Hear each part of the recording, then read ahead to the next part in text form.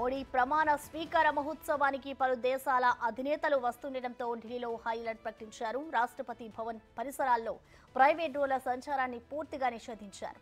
ఢిల్లీ ఇప్పటికే భద్రతా వలయంలోకి వెళ్లిపోయింది. నేషనల్ సెక్యూరిటీ గార్డులు, షార్ప్ షూటర్ బృందాలు రంగంలోకి దిగాయి. అలాగే ఢిల్లీ సరిహద్దుల్లో తనిఖీలను ముమ్మరం చేశారు. ఇక ఈ కార్యక్రమానికి వివిధ రంగాలకు చెందిన సుమారు 8,000 మంది అతిథులు హాజరు కానున్నట్లు సమాచారం.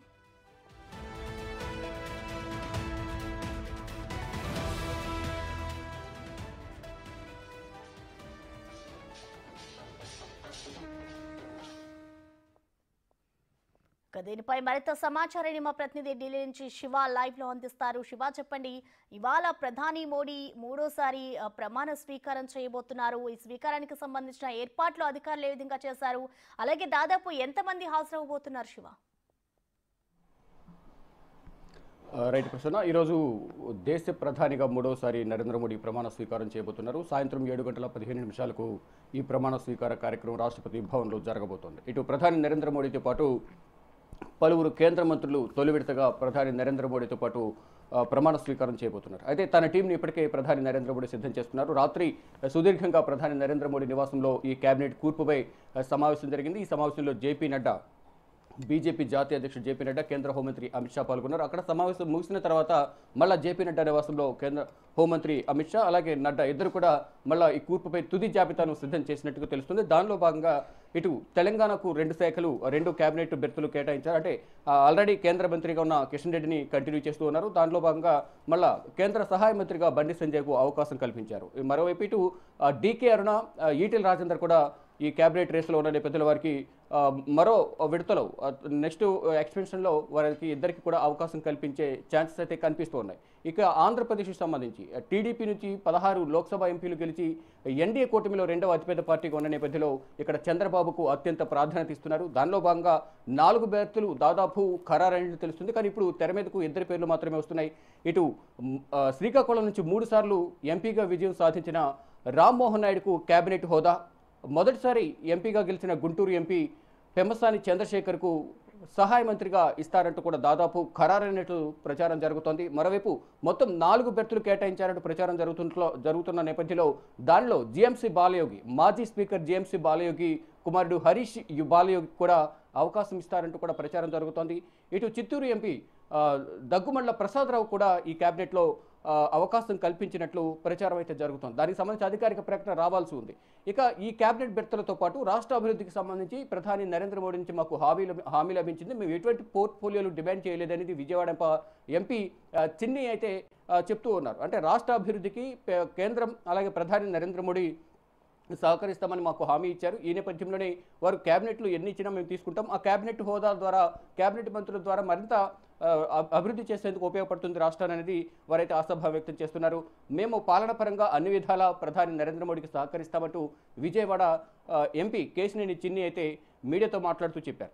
ఇక తెలంగాణకు సంబంధించి ఇంతకుముందు చెప్పినట్టుగా బండి సంజయ్ కేంద్ర మంత్రిగా, సహాయ మంత్రిగా దాదాపు ఖరారైంది. కిషన్ రెడ్డిని ఆల్రెడీ కేంద్ర మంత్రిగా ఉన్నారు కాబట్టి ఆయన కంటిన్యూ చేస్తూ ఉన్నారు. ఇక జేడీకి సంబంధించి కూడా ఇద్దరికి అవకాశం కల్పించారు. జేడీ అధినేత నితీష్ కుమార్ ఆల్రెడీ తమకు సంబంధించిన బెర్తులకు సంబంధించి మాట్లాడారు. రాష్ట్ర అభివృద్ధికి మరో ప్రత్యేక హోదా గురించి కూడా ప్రధాని నరేంద్ర మోడీ దగ్గర హామీ తీసుకున్నట్టు తెలుస్తుంది. ఈ నేపథ్యంలో ఒక కేబినెట్, ఒక సహాయ మంత్రి లలన్ సింగ్ అలాగే ఠాకూర్ ఇద్దరికి ఈ కేబినెట్లో చోటు కల్పించేందుకు నితీష్ కుమార్ ప్రధాని నరేంద్ర మోడీతో మాట్లాడినట్టుగా తెలుస్తోంది. వీరితో పాటు మరికొంతమంది, అంటే మొత్తం ఎన్డీఏ కూటమి 22 రాష్ట్రాల్లో అధికారంలో ఉంది. మొత్తం 293 మంది ఎంపీల్లో ఆ రాష్ట్రాల్లో సీనియర్లకు అవగాహన ఉన్న వారికి మొత్తం వారిలో కొంతమందికి మొదటి విడతలో ప్రధాని నరేంద్ర మోడీతో పాటు ఈరోజు కొంతమంది మాత్రమే ప్రమాణ స్వీకారం చేయబోతున్నారు. వారందరికీ సంబంధించి కొంతమందికి ఇప్పటికే ఫోన్లు చేసినట్టు తెలుస్తుంది, కానీ అధికారికంగా ఎవరు కూడా బయట పెట్టడం లేదు. ఇక మధ్యాహ్నం లోపు ఎవరెవరు ప్రమాణ స్వీకారం చేయబోతున్నారు ప్రధాని నరేంద్ర మోడీతో పాటు ప్రధాని టీంలో ఎవరెవరు ఉండబోతున్నారు అనేది కూడా అధికారికంగా తెలిసే అవకాశం కనిపిస్తోంది. ఇక ప్రధాని నరేంద్ర మోడీ ప్రమాణ స్వీకారం నేపథ్యంలో రాష్ట్రపతి భవన్లోను ఢిల్లీ వ్యాప్తంగా కూడా పటిష్టమైన భద్రతను ఏర్పాటు చేశారు. 3 అంచెల భద్రతను ఏర్పాటు చేసి 2,500 మంది భద్రతా సిబ్బంది ఈ భద్రతను కట్టుదిట్టం చేశారు. ప్రమాణ స్వీకారానికి ముందు ప్రధాని నరేంద్ర మోడీ రాజ్ఘాట్కు వెళ్లి రాజ్ఘాట్లో మహాత్మా గాంధీ సమాధి వద్ద నివాళులర్పిస్తారు. రాజ్ఘాట్ సందర్శన నేపథ్యంలో ఢిల్లీ పోలీసులు మొత్తం ట్రాఫిక్ ఆంక్షలు విధించారు. ఈ రాజ్ఘాట్ పరిసర ప్రాంతాల్లో నరేంద్ర మోడీ సందర్శనకు వెళ్తున్న నేపథ్యంలోనే ఆ పరిసర ప్రాంతాల్లో పటిష్టమైన భద్రతను ఏర్పాటు చేశారు. ఈ ట్రాఫిక్ ఆంక్షలు కూడా విధించి నరేంద్ర మోడీ వెళ్లే వరకు కూడా ఆ ట్రాఫిక్ ఆంక్షలు కొనసాగుతాయంటూ కూడా ట్రాఫిక్ అడ్వైజరీని ఢిల్లీ పోలీసులు అనౌన్స్ చేశారు.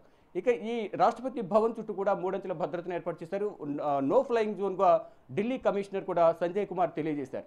ఈ నో ఫ్లయింగ్ జోన్లో ఎక్కడ కూడా మొత్తం ఎటువంటి పర్మిషన్ లేకుండా డ్రోన్స్ను ఎగరేయడం కానీ ఫ్లయింగ్కి సంబంధించి ఎటువంటి పరికరాలను ఎగరేయడం ద్వారా చట్టవిరుద్ధం కాబట్టి అటువంటి కార్యక్రమాలకు పాల్పడితే వారిపై కఠిన చర్యలు తీసుకుంటామంటూ ఇప్పటికే ఆదేశాలు జారీ చేశారు. ఈ ప్రమాణ స్వీకార కార్యక్రమానికి ఇతర దేశాలకు సంబంధించి కూడా అగ్రదేశాలకు సంబంధించి ప్రధానులు అధ్యక్షులు శ్రీలంక, భూటాన్, మారిషస్, నేపాల్ వీరందరూ కూడా అధ్యక్షులు బంగ్లాదేశ్కు సంబంధించి ఇప్పటికే వచ్చారు కాబట్టి వారందరికి సంబంధించి భద్రతను ఏర్పాటు చేస్తున్నారు. ఎయిర్పోర్ట్ నుంచి వారి బస చేసే హోటల్స్కి వెళ్లే వరకు కూడా పటిష్టమైన భద్రతను ఏర్పాటు చేశారు. రాకపోకలకు సంబంధించి కూడా ఆంక్షలు విధించారు కాబట్టి పటిష్ట భద్రత మధ్య 2500 మంది భద్రతా బలగాలు ఈ విధులు నిర్వహిస్తున్నాయి. గతంలో ఏదైతే G20 శిఖరాగ్ర సమావేశం నిర్వహించిన సందర్భంలో ఏ విధంగా అయితే భద్రతను కల్పించారో ఈ ప్రమాణ స్వీకారానికి కూడా అదే భద్రతను ఏర్పాటు చేశారు. పటిష్టమైన భద్రత మధ్య ఎన్డీఏ కూటమి అభ్యర్థిగా, ఎన్డీఏ పక్ష నేతగా, దేశ ప్రధానిగా నరేంద్ర మోడీ మూడవసారి ఈరోజు సాయంత్రం